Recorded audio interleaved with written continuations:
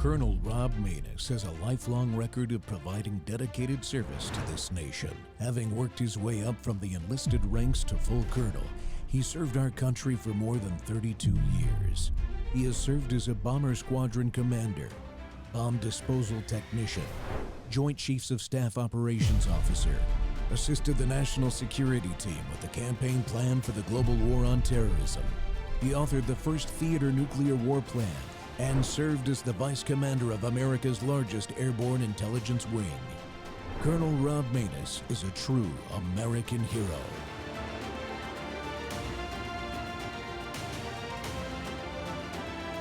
This is Rob Maness Live. Does this image shock you? Well, it should. Because what you're looking at, a radical Islamic reimagining of the American flag, isn't just a provocation, it's a warning, a mirror of history. This is exactly what happened to Iran in 1979. A flag with a millennium of heritage erased, a symbol of Persian kingship and Iranian identity replaced by a banner of theocratic rule, Islamic inscriptions wrapped around it like chains. And the man behind it? The Ayatollah Khomeini, a master of deception. He spoke in the language of liberalism. He promised democracy, diversity, a government based on the will of the people. Sound familiar? He called himself a man of peace, even compared himself to Gandhi, and the world bought it. Iranian liberals, students, intellectuals rushed to Khomeini's side. They mobilized protests, strikes, propaganda campaigns. Also sounds familiar. Western media ran glowing profiles. The New York Times praised him. The BBC made him a hero. Even Jimmy Carter backed him. And once Khomeini took power, he slaughtered the same liberal saviors that held open the gates for his barbarism. Mass executions, thousands purged. The revolution was over. The mosques they empowered became launchpads for terror. Their new Islamic Republic became the world's most aggressive exporter of jihad and the birthplace of Hezbollah, Hamas, and other terror proxies. Jimmy Carter's reward for backing the Ayatollah? 66 Americans taken hostage at our embassy, held for 444 days until Ronald Reagan took office. This was Taqiyya in action, the doctrine that allows lying to advance Islamic rule. Khomeini's mask slipped only after he had total power, and by then it was too late. And if you think the West is immune, think again. European countries like France, England, and Sweden are already unraveling under the scourge of radical Islam, and it's knocking on America's door, in our universities, our media, and even government. And just like 1979, it wears the mask of social justice, anti-colonialism, and solidarity with the oppressed. Same playbook, same lies, same useful idiots. The flag in this image, it's a symbol of what comes when we don't learn from history, what comes when we abandon vigilance, when we chase false utopias wrapped in the language of liberalism only to find a boot on our neck like so many times throughout history. Now is the time to expose radical and political Islam for what it is, a system of control and subjugation masquerading as faith. Now is the time to destroy the Iranian regime and stop its shadow from spreading like a plague across the free world. Welcome back to Training Tuesday. The Rob Maness Show's live on Worldview Tube and RX Spaces simulcast. Well, Iran is on fire, folks. The people are rising up again. But what are the implications for the West? You just heard a lot of it right there. Friends, the lessons of the Iranian Revolution have been learned in blood and death these past 5 decades, since I was 17 years old and had just joined the United States Air Force. Every inch of Western society is touched by the Islamic government there as it tries to achieve supremacy throughout the Middle East using its proxies like Hamas, Hezbollah, and the Houthis, and even attempt to become a nuclear weapon state in order to threaten Europe and the United States. The scourge has been imported into our countries now and is becoming more powerful every day as they win elected office in places like New York City, the largest city in America, and Minneapolis, where you see the Somali Muslims and their devastation and stealing billions of tax dollars. We cannot stand by and be passive as we watch another attempt to overthrow the mullahs by the Iranian people once again play out. With the internet blackout continuing, it is difficult to tell what's happening in Iran on the ground. I'll admit that. The limited reports we're getting is that protests are continuing, but tens of thousands potentially of unarmed protesters are being killed, and they're being killed every night. My guest today is Juliana Taimoorazy, the founder of the Iraqi Christian Relief Council, organized to shine a light on the plight of Christians in her ancestral homeland and raise funds to deliver food, shelter, and medicine to Iraq. Born and raised in Iran, she's direct contact with the Iranians in exile, as well as connections with folks still inside the country today. So we're going to discuss the current political and humanitarian conditions in there. Taimoorazy has advised many U.S.-based organizations and institutions, has consulted on developing policy, and as a leading international advocate, is a two-time Nobel Prize nominee for advancing awareness of persecution of Christians and other minorities throughout the Middle East. Juliana, welcome back to the Rob Maness Show. It's been a little bit over a year, I think.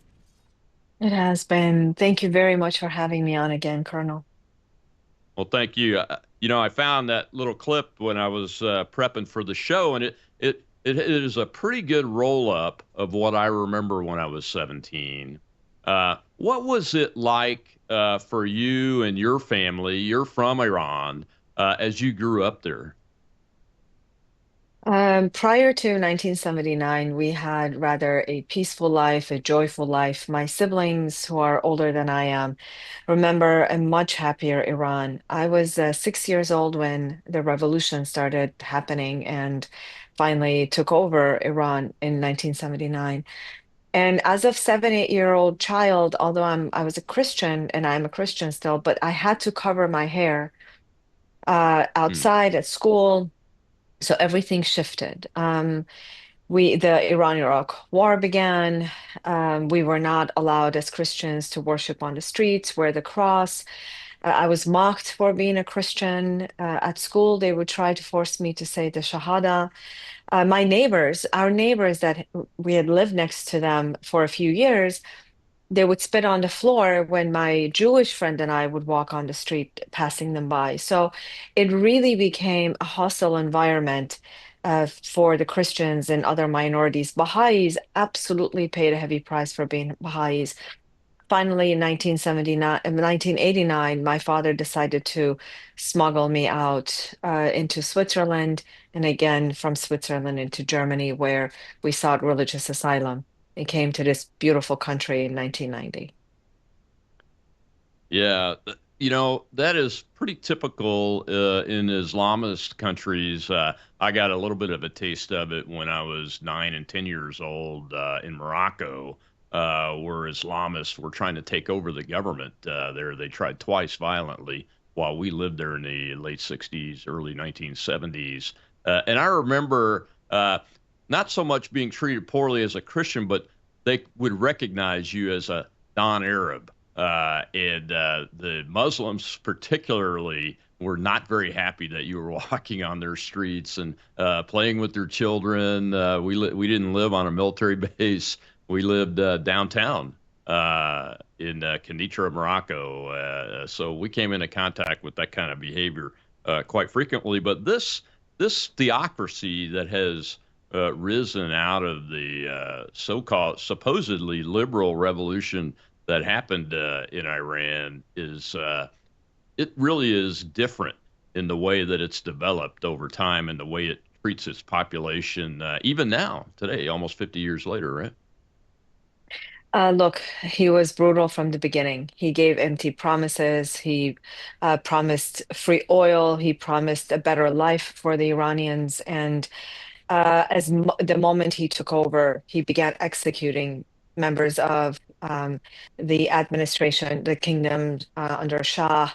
Whoever was defecting or was a dissident to the Iranian regime, they were executing everybody. From the beginning, we saw his colors. I remember my family used to stand in lines to get benzene oil to put in heating devices and to put in the cars, and lines for bread were long. So from the beginning, it was an awful experience. And you mentioned that they knew you were a Christian, at least you were not an Arab in Morocco. I remember when Shah fell, they were protesting on the streets continuously, and they were chanting Shah left, Shah left, Shah raft in Farsi. And my mother and I were standing outside our home, and one of them came, put his hands, his fingers around my mother's neck, pushed her to the wall, and said, "You dirty Christian, your father is gone. You will see what we will do to you." So I remember that they too recognized us. But something extremely important, I must say, that now currently there's maybe 20% of the Iranians that are still pro-regime, and they're pro-regime. Some are ideologues, some believe in the ideology, Islamic ideology. Some they have a benefit to still stand with this regime. 80% of the country is absolutely tired of this. They want a regime change, and they are pro the West. They are not against Israel. They're not against the United States. In fact, they've Hmm. been chanting President Trump's name. They were chanting Obama's name in 2009 during the Green Revolution. So we must Hmm. absolutely, I vehemently reject some analysts saying, well, the Iranians are not really exactly pro-West. That is absolutely wrong. So we need to separate the Persians, the Iranians from the Islamic Republic supporters. And many of those supporters, I've been watching so many reports and reading so many reports that many of these uh, uh, uh, leaders of this regime are not actually Persians. They're Arabs from Iraq, Hmm. from Lebanon. Is a descendant of India. I don't know if your audience know this, but Iran, unfortunately, has been heavily infiltrated by outsiders. Yeah, one of the things I wanted to ask you, since you're from there, is just to point out for Americans that may not realize this: Islam is not new to the country of Iran or Persia, right? It's been there a long time, right? Yes, Iran, a beautiful civilization, was overtaken 1400 years ago by the Arab conquest and Islamic conquest. The original religion of the Persians is Zoroastrian, which is a beautiful, peaceful religion.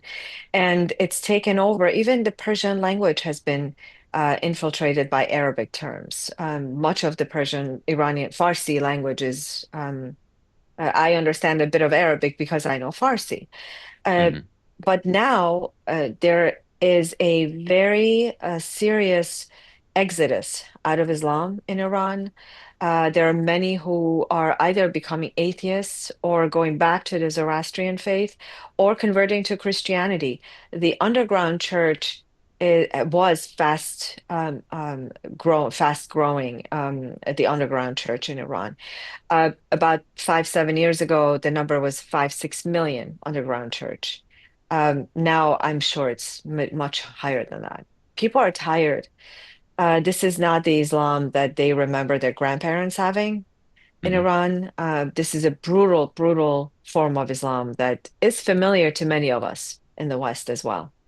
Yeah, that's why I wanted to get that out there because the Islam that controlled the country of Iran for over 1,000 years is was not antagonistic, I don't believe, toward the rest. Now they might have fought with the Ottomans and other Islamic nations for in a competition, so to speak, a peer competition for power and positioning for power and those kind of things, but they weren't as like virulently opposed to the West, from what I could tell reading my history about it. Is that accurate? Look, the Islam, ISIS is Islam. The Islamic Mm. Republic's Yeah, Islam is, I yeah. would say it's Islamism. It's an ideology from 7th century. Hmm. The Islam that we see today, the Islamism, I should say, that has taken root in Iran, stems from Muslim Brotherhood. Muslim Brotherhood was founded by Hassan al-Banna in 1928 in Egypt. Khomeini had studied deeply Muslim Brotherhood ideology and brought it to Iran. So when in 1979 Khomeini spoke and said, "I will deliver my revolution to four corners of the world," and he did so. Mhm. He has been Yeah. successful. It is really the Muslim Brotherhood ideology that is also, by the way, in the United States of America. He brought that Yeah. ideology forward. Absolutely right. Well, we got to take a break. When we come back, we'll dive into the current protest, see if we talk about the background of why this is happening again, what the issues are, and what the government is doing, unfortunately. We'll be right back with Juliana uh, Taimoorazi, an Iranian, born there, raised a large portion of her life there, and now here in America.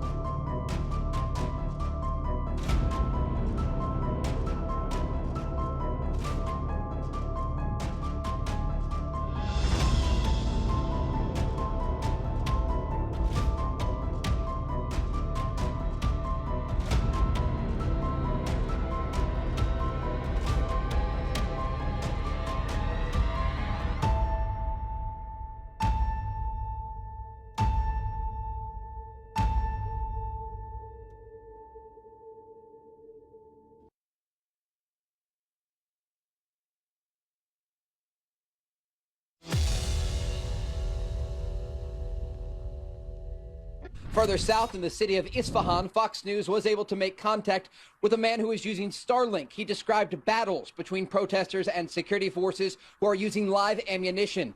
On the call, he said the government has really repressed them using weapons of war against the demonstrators. At the moment, the situation for the demonstrators in the street, the atmosphere is like a war zone, and some people are trying to escape from it. I have to emphasize that among Iranian people, Trump is the most popular person right now. He has so much popularity because of the steps that he took toward preventing the growth of terrorism in the Middle East. They respect him. The internet blackout in Iran continues, making it difficult for people to get new information, although international calls were briefly going through overnight. Welcome back to the Rob Maness Show. It's Training Tuesday. We're talking about the Iranian Revolution, the current protests today, what it means for the Middle East, what it means for the West, what it means for Christians around the world and in the Middle East with Juliana Taimoorazi. And she's an Iranian born person that has come to America through a long trail through the European countries and everything with her family. Her dad got her out in the late 1980s. And Juliana, we don't really know what's actually going on for the most part throughout the country. Iran is a huge country, but we do know before the blackouts started on the internet, over 200 cities had these protests going on, which is really large scale, I think, compared to previous modern protests and attempts to bring this theocracy government down. What is the basis this time of the protesters? They seem to be mostly young people. Um, the other revolutions or attempted revolutions, starting with 2009, which was the Green Revolution, had been started by the students, young people. And then there were some other attempts as well. Iran has never been, they've never rested. They've never had the time to have a peaceful time inside Iran. The next largest was the Mahsa Amini, murder of Mahsa Amini, who was a young woman who was beat to death because she did not wear her hijab, her scarf, appropriately. What makes this different than the other uprisings is the fact that the market got behind the protesters. It is not just the young people. It is not just women on the streets backed by their men. The older individuals, people with canes, people with crutches, children, everybody is out on the streets. When the market closed, those of us who are diaspora Iranians, when we saw the market close, we knew this is going to be different. Um, Iran has been oppressed, and they have murdered those who disagreed with the regime, uh, regardless of who they were. They murdered those who left the faith and converted to Christianity, for example. They imprisoned, tortured, and killed everybody. Uh, but because of the severe economic pressures on the people, on the market, because of the drop in the value of rial, which is the Iranian money, the Hmm. markets closed and joined the protests. So this is multi-layered and extremely complex.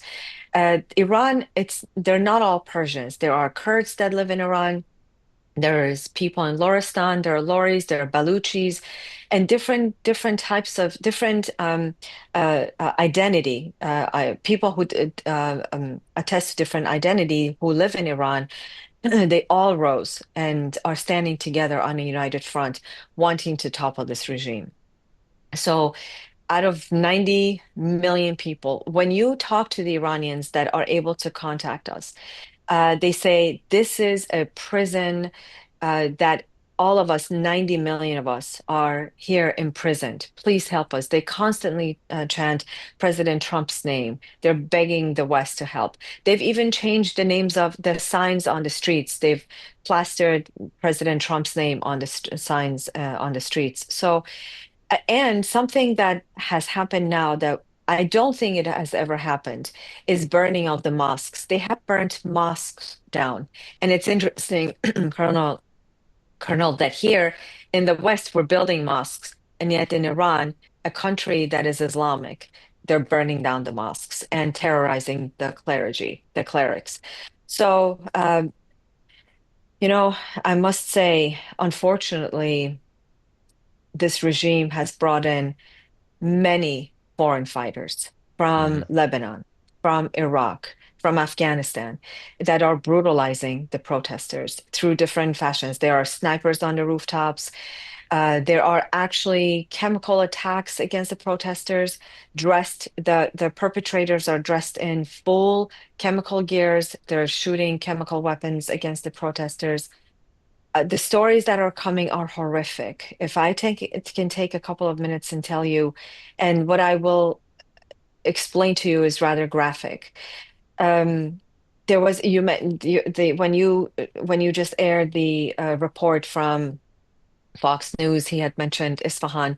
There's a Hmm. really reputable outlet called Iran Wire, and they had aired this audio from an Isfahani doctor. Isfahan is a beautiful part of a town in Iran, a city in Iran, very large city, and they Hmm. have a distinct accent. So when the doctor was speaking about his horrific experience that he had witnessed, he had this beautiful Isfahani accent.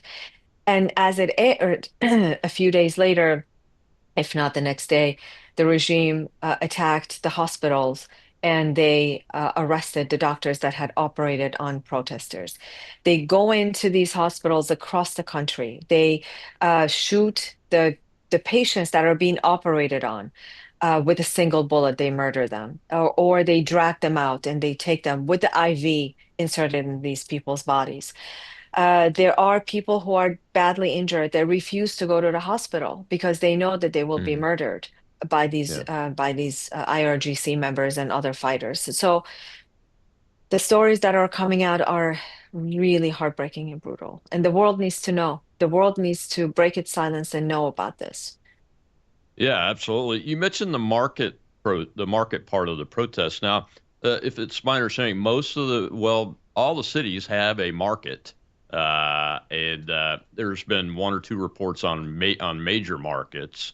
But I saw a video of IRGC and foreign fighters closing the doors on a market and firing inside, killing people as they were trying to get out, and then setting it on fire. Has that happened more than just that one time? I've only known very few of this. In fact, I've heard the opposite as well, that when the stores are not opening, the IRGC members go to the person's home and at gunpoint, they force the people to open up their stores. Hmm. So I've also heard that account. Yeah, burning them down and killing the owners doesn't seem to make sense if they're trying to get people to think things are normal. The So the hospitals are a target, which is a international war crime, by the way, folks. Just to point that out for all you people that have been yelling about the Israelis attacking hospitals, because they were targets and enemy forces were using them as platforms. But these enemy forces are actually entering civilian hospitals, dragging protesters out, killing doctors, and removing them. Are you hearing from folks around the country that you still have inside there about these pictures and videos of large numbers of bodies in places like gymnasiums, outside of hospitals, and those kind of things? I've seen some pretty horrific pictures, but it's hard to tell whether they're real or not these days. Yes, in fact, there's been a lot of questions that have been raised about those images, but the reports say in order for families to recover the bodies of their loved ones, they have to pay upward of 100 million, 200 million tumans to take the deceased, the murdered body back. And many times the reports have said that people have entered. This is just brand new. I just heard that today. That one of the freedom fighters. I don't want to say fighters, but one of the protesters.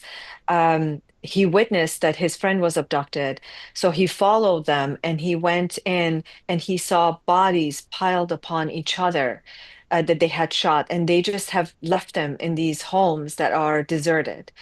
And Mm-hmm. so the atrocities that are being committed, and the news is trickling out, obviously, because of the blackout that is slowly being lifted, by the way, is horrific. Is horrific. And they were saying there was a woman who was sobbing on this network, saying that they came in with power washes. They killed so many people that the regime came with strong power washes, and they just were washing the blood, and it was river of blood that everybody was witnessing. So, and when people were getting shot, they were just regular people that are stepping out of their homes, dragging the injured inside to at least try to remedy, if they are still alive, try to remedy or stop the bleeding. Because if the regime, if IRGC gets a hold of these protesters that are injured, they're killing them with a single bullet. There are many civilians that there are many IRGC members dressed in civilian clothing that are mowing down people with machine guns. Like I said earlier, there's snipers on rooftops.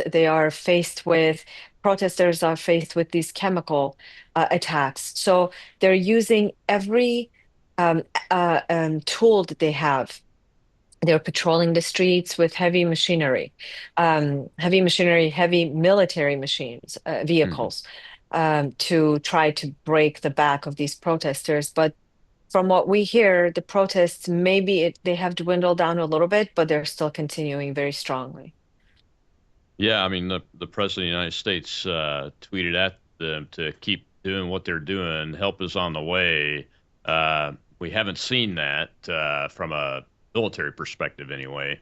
Obviously, the United States and the West are have very strong sanctions on the Iranians, and the attack on Venezuela is going to have an impact on their ability to raise funds because it impacts their oil sales.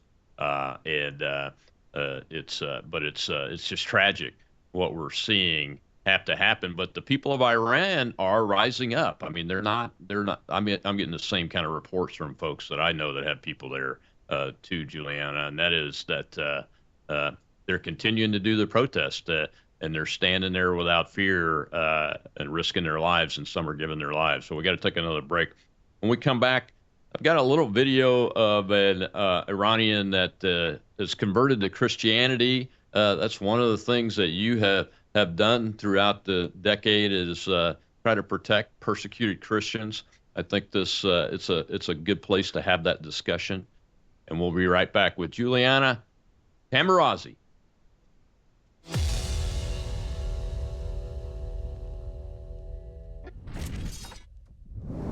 News is moving faster than ever, and so are we. Worldview Tube brings you 24/7 live stream coverage and now real-time alerts when it matters most. Once you have the Worldview Tube app installed, exit the app and navigate your way to Settings. In Settings, locate the tab labeled Notifications. Select the Notifications tab. Scroll down until you locate the Worldview Tube app icon. Select the tab, and here you can turn on and customize your notification experience for the Worldview Tube app.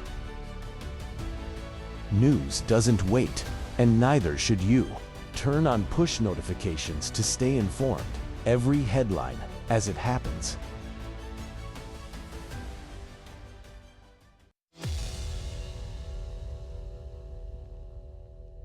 Converted to Christianity and under execution order currently in Iran. So You're under an execution order in Iran? that's correct, yeah. What So for? I'm an asylum seeker as well. Okay, why are you under an execution order? Conversion to Christianity. Okay, how many Iranians have converted to Christianity? I've seen a million, possibly a million of Iranians are. To be 100% candid with you, you cannot rely on any statistics at all because we don't have any official statistics So at all. is Christianity an underground church? Is it to have to go underground? Let me just explain to you from a statutory, point of view. Being a Christian is not a crime in Iran. That's absolutely fine. But if you convert to Christianity, the conversion itself, ipso facto, constitutes a form of crime punishable by execution. Did you hear that? Yep. If you convert from Islam to Christianity in Iran, punishable by death. And honestly, it's a matter of propaganda. Regrettably, these days people want to pretend that these type of Islamic rules and regulations, they don't exist at all, but it's somehow embedded into its textual context, which is Quran itself. You cannot eradicate those verses that you find unlovely or you dislike and then pretend they don't exist and then misrepresent the fact to people around you, and you hope that they believe it.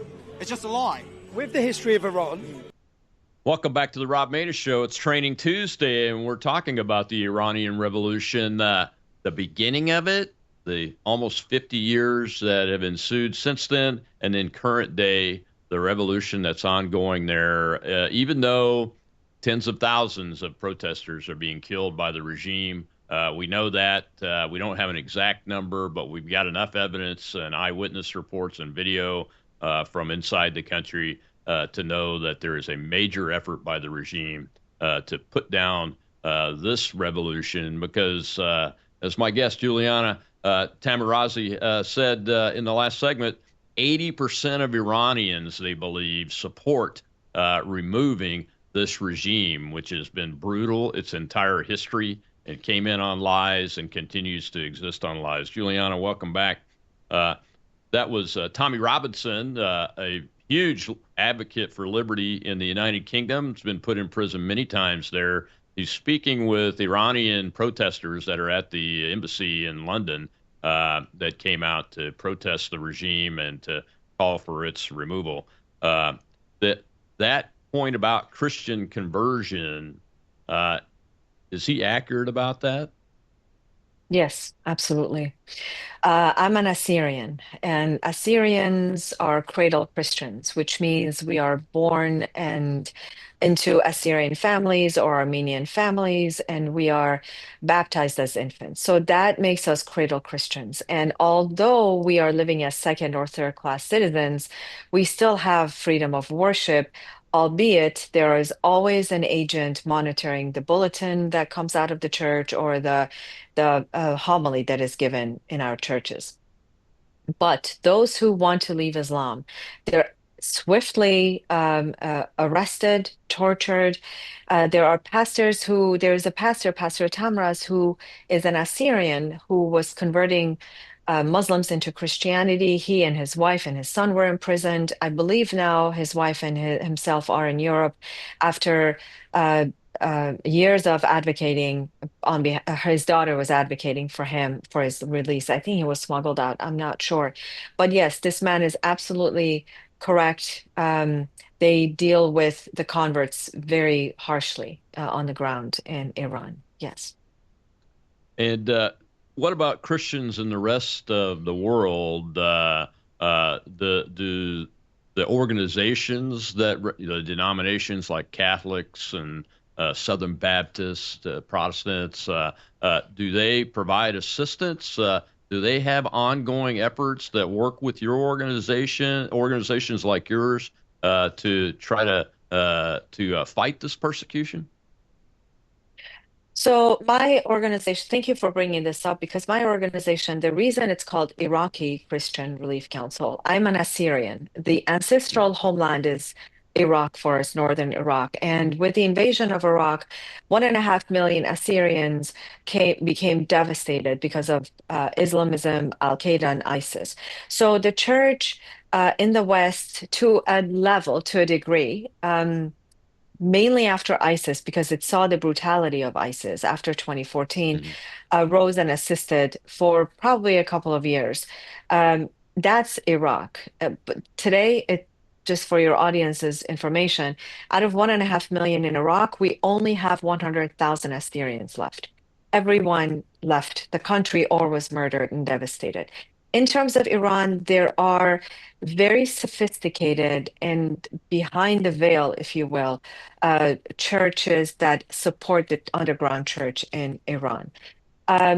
The Assyrian or Armenian relationship inside Iran, as well as the Jewish relationship inside Iran with the Mhm. diaspora, it has to be very careful because if we have any connection, those of us who are speaking against the tyranny in Iran, we don't have any connection with the Iranian church, with the Assyrian church, because, or if we do, it has to be quiet because we're afraid for our own people on the ground. So I say Assyrians in diaspora stand with the Iranian people.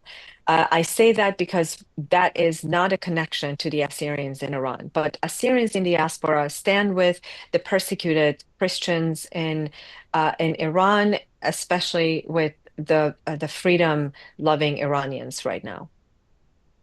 From your contacts, are you getting any indication that Christians are rising up as part of this uprising in large numbers to support it, or are they mainly still underground? So it depends on what type of Christians you're referring to. If you're referring to the Iranian, the cradle Christians, if you will, Armenians, Assyrians, we know that 18 Armenians were killed during the protest because they were out on the streets showing solidarity with their brethren, Iranian brethren, Persian brethren on the ground in Iran.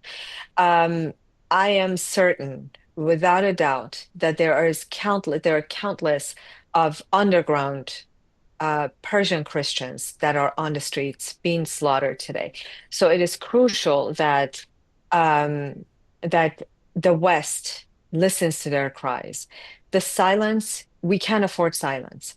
Elie Wiesel said, opposite of love is not hate, it's indifference. So, my message, thank you for bringing this up. This is very important, Colonel.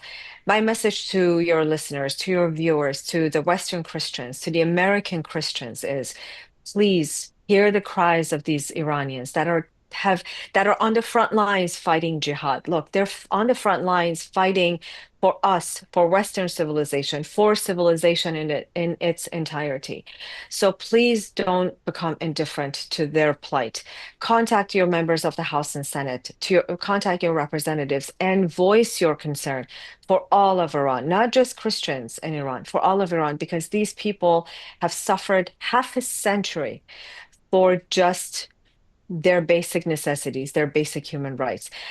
If you only knew, Colonel, how many young people have died. We view their images and they're just heartbreaking. Children have been shot in their faces.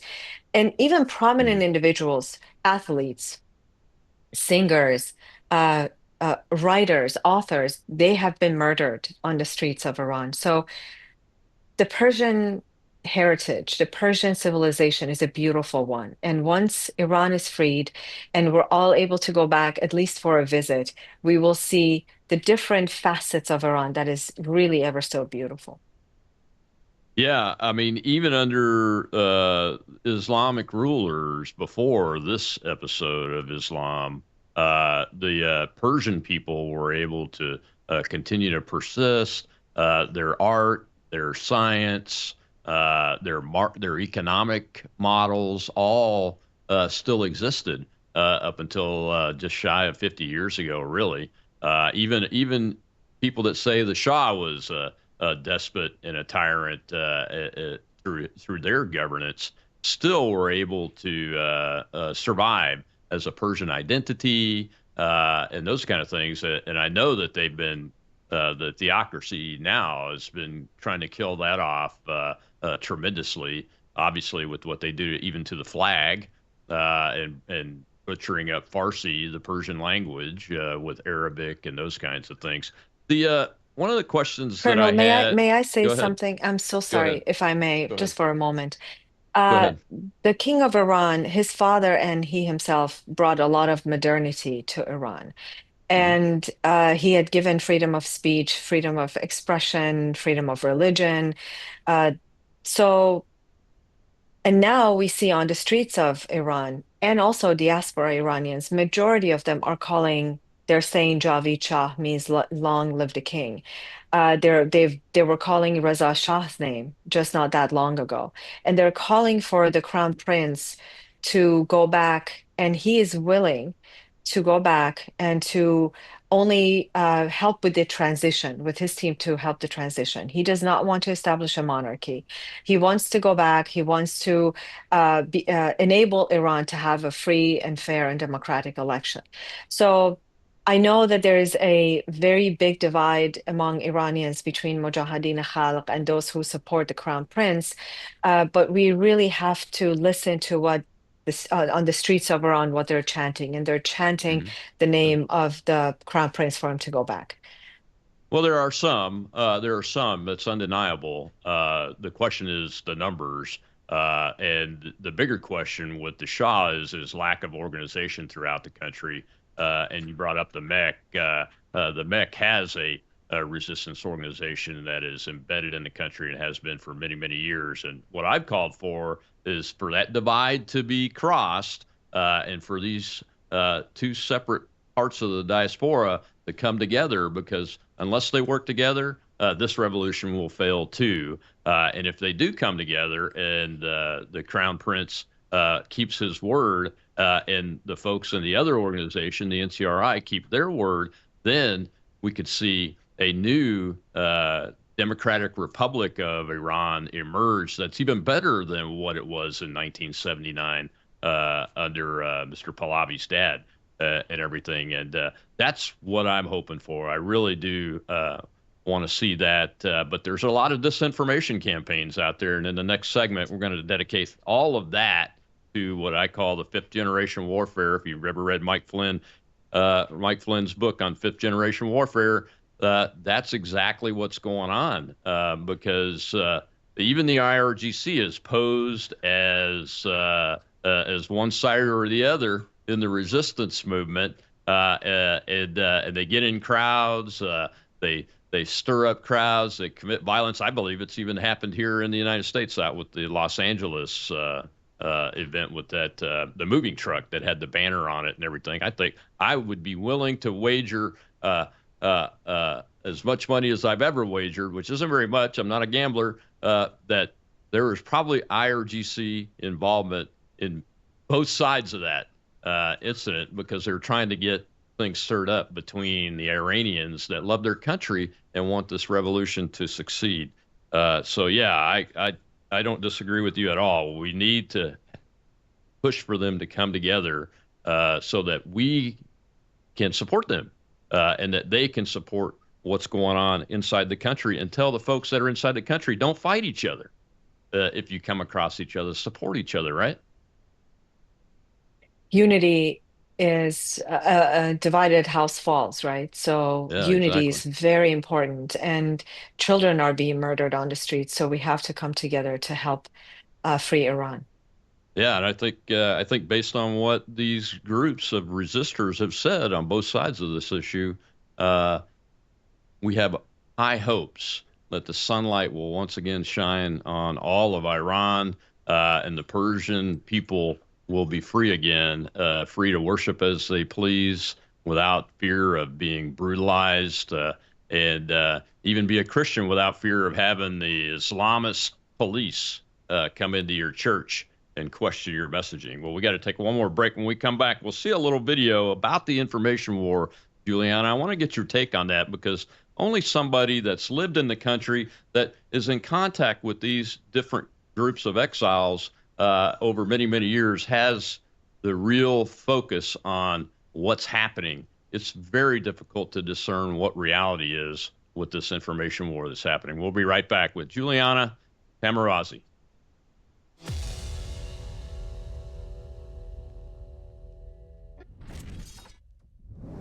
Hello, I'm Brandon House. I want to thank you for all your support at wvwfoundation.com that helps make possible pushing out 24/7 content for free. Without your support, we'd have to put it all behind a paywall. But thanks to you and your support through our foundation, we're able to push it out for free as a broadcast service and broadcast ministry of WVW Foundation. Please consider going there and setting up an automatic monthly contribution, or go there and make an occasional contribution. If you prefer to support us through the mail, you'll find our mailing address there at wvwfoundation.com. You can also call and make your contribution over the phone by calling 901-825-0652. That's 901-825-0652. Again, all these details are available at wvwfoundation.com. Thank you for your support as we try to help people around the world understand the times through the lens of a Christian worldview.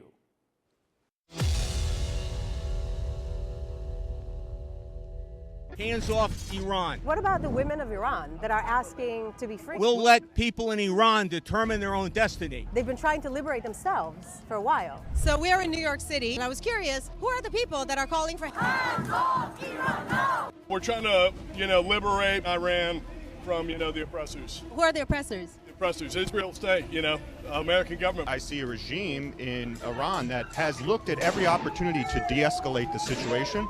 So hands off the Ayatollahs. That's a religious title, no different than a rabbi or a minister. This is just a free expression for some people, not the government. There's no Iranian that wants their country to be bombed by a fake country like Israel and by American imperialism. The people of Iran are carrying regional liberation on their backs, and it is our moral imperative to stand firmly behind them. I mean, I'm from the Middle East. Where from? I'm from Afghanistan. Being in America right now is such a privilege, and I think it's something we forget about. So it's a privilege because you have all the rights, right? I don't know which media you are with, so I'm going to leave now. Bye. Okay.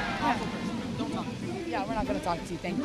Young people in America are confused at best and brainwashed at worst. And it is our job to do the best that we can with American values and with actual peace, liberty, and freedom for all. Welcome back to the Rob Maness Show. It's Training Tuesday, and we're in our last segment with our guest, Iranian-born Juliana Taimoorazy, who is a fighter for persecuted Christians, has been for many, many years. And Juliana, that little clip there shows the devastation that can be wrought on people's minds with information warfare. I don't know if you picked up on it, but those are Americans in America, most of them, some refugees from, like the young lady from Afghanistan. But by and large, they're spewing information, I believe, that's coming right out of the IRGC because it's their messaging. And that's why I brought up the truck incident out in Los Angeles, because there is so much bad information that's being put out by different entities, and the government of the United States and the West are not able to tell the people, hey, here's what's coming from Iran. Here's what's coming from non-government organizations. Here's what's coming from our government. Here's what's coming from the media that's not government oriented. And you end up with exactly what you just saw there. People are all over the place. And one of the things that I'm disappointed in is all these millions of Americans that were rising up complaining about Israel's defensive response in Gaza that was aggressive, and rightfully so, because of the Holocaust-like event that happened on October 7th, 2023, are dead silent. What's your take on all this, and any ideas on how to help people fight to get to the truth and get beyond this stuff? This is such a complex question, such a complex situation to answer in 5-10 minutes. I believe that this attack on Western civilization, calling America imperialist, and those who took to the streets supposedly chanting for Gaza, underneath it all, I believe, is a movement against capitalism. It's a movement against our way of life in the West. And of course, anti-Israel. And it's steeped in anti-Semitism, anti-Zionism. So why are they quiet towards this? I think because, first of all, the basic information is that Iranians are not anti-Israel. Majority of Iranians, 80% of Iranians, if I may say, is not anti-Israel, not anti-Jewish. So we saw on the streets of Europe, even in Iran, there were so many messages of support for the Jewish people, for Israel, starting in October 2023. And we have to go back. Where is this coming from? It comes back from the time when Cyrus freed the Jews and took them out of the Babylonian Empire. So the relationship between the Jews and the Assyrians is not starting in 2003. It's very old. That's number one. Number two, Muslim Brotherhood is a very patient ideology. And it has worked tirelessly to it's planted seeds and put its roots in Western, in America especially. So the protests that had been taken on to the streets, the protesters, a lot of them were bribed, a lot of them are brainwashed, and they're not going to stand with a nation that is Western loving, American loving, Jewish or Israeli loving movement inside Iran.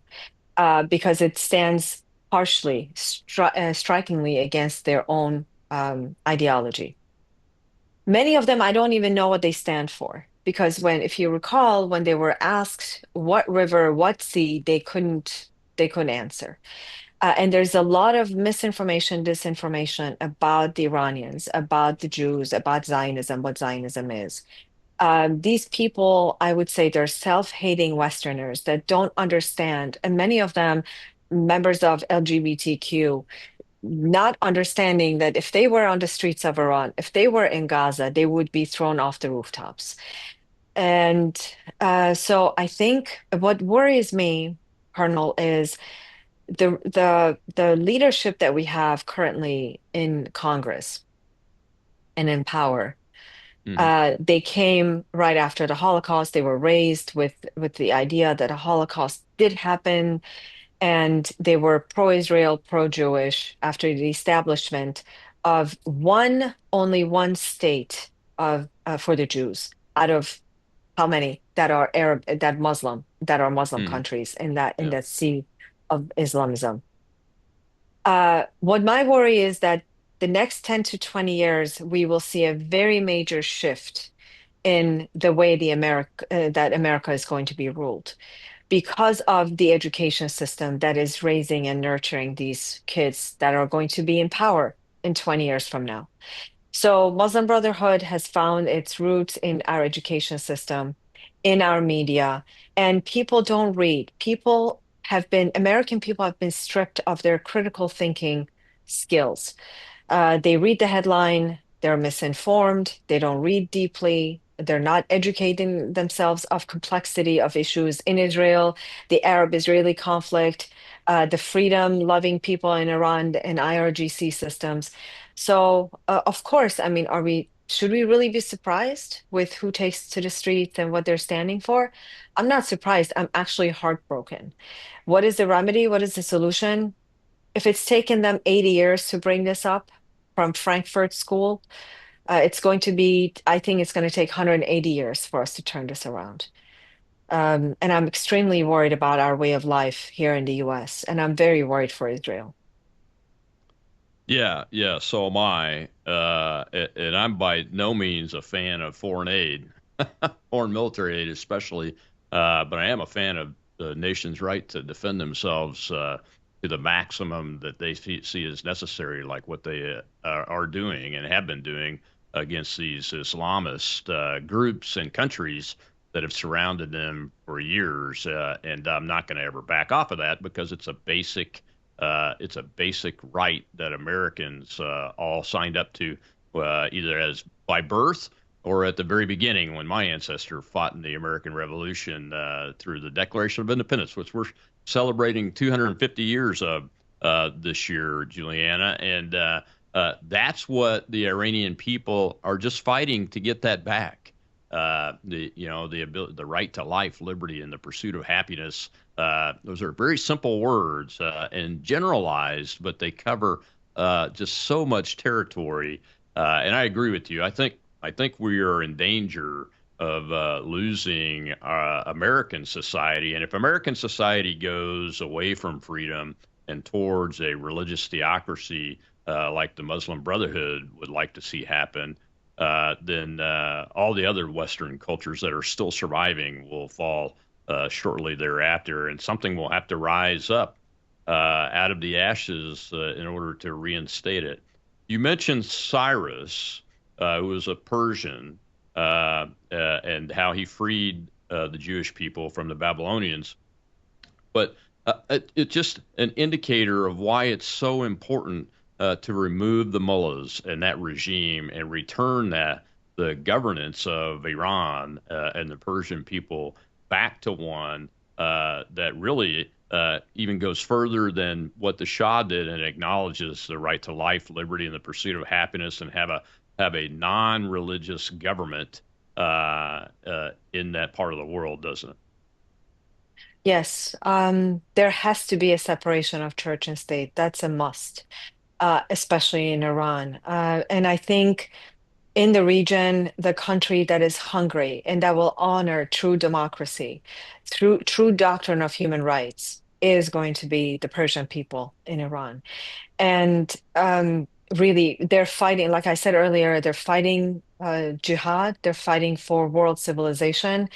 And when with a peaceful Iran, with an Iran that is free, an Iran that does not have its stronghold on Syria, on Iraq, on Lebanon, on Hamas, on Hamas, they created Hamas, and on Yemen, I think we're going to be looking at a much better region, therefore a much better world. Because right now, Iranian regime, IRGC, used to make fun and say, "Why are you calling it Iraq?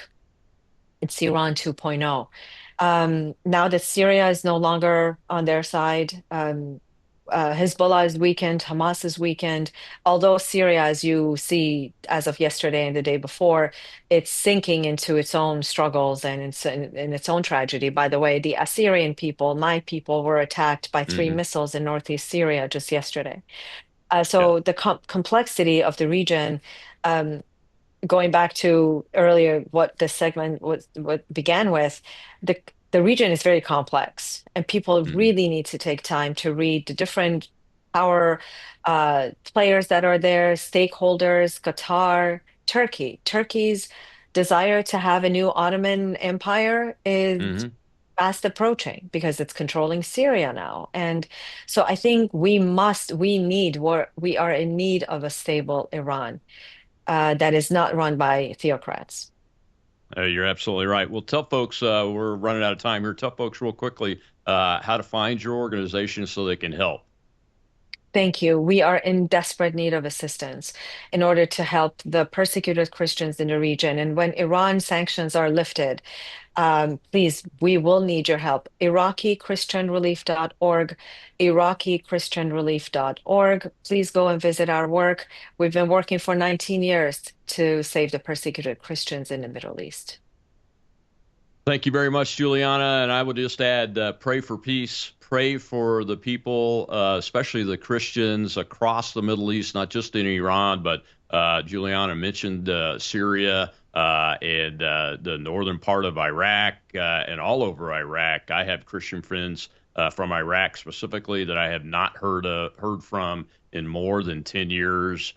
So all of those families need our prayers and our help. And Juliana's group is a great place to go. Thank you so much.